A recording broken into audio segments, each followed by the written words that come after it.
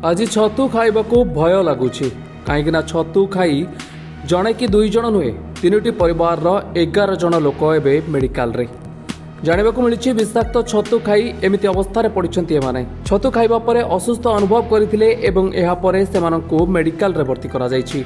ए घटना होछि रायगड़ा काशीपुर टिकरापड़ा गाँव 3 परिवार 11 जन लोक वर्तमान चिकित्साधीन अवस्था रही। गोटे परिवार 6 जन टिकिरी ओसापड़ा मेडिकल रे चिकित्सित होता बेले अन्य 2 परिवार 5 जन ओसापड़ा मेडिकल रे चिकित्सित होती किंतु अवस्था सुधार आसी कारणरू शनिवार राति 11टारे रायगड़ा जिला मुख्य चिकित्सालय से भर्ती करा जायछि। वर्तमान चिकित्सित अवस्था रही 11 जन लोक। तेबे मिलता सूचना अनुसार गाँव 3 जन महिला शनिवार सकाळे निकटस्थ जंगल को जाई छतु गोटाई आनिथिले। यहाँ पर समस्ते छतु रोषेई करी मध्य खाइथिले। तेबे संध्यारे समस्त को बांती हेबा सहित मुंड बोलाइथिला एवं स्वास्थ्य अवस्था धीरे धीरे बिगिड़बार लागिथिला। तेबे दामू कहिसंती एई छतु पूर्वरु बहुत थर खाइसंती हेले केबे किछि एमिति घटि नाही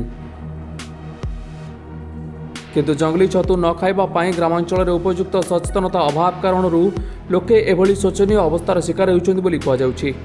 छतु की छतु खाइतला स्वर्गी छतु किछि भी हेई नाही भल लागला खाई सोइला परे केते बेले बांती हैला कोन हैला जानि पारलुनी। छतु खाइला सहित शांति ହେଇଛି ଆଉ की छतु खाइतलाटा स्वर्गी छतु खाइला ପରେ ତ ସମାନ ଖାଇଲୁ ତ ଶୋଇବା ଟାଇମ୍ ରେ ତ पूरा आराम हे गला।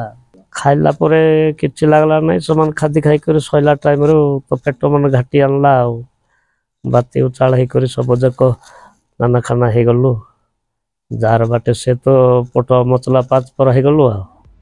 रायगड़ू आशीष रंजन पंडा टिकिरी प्रफुल्ल बेहरा रिपोर्ट धरित्री लाइव।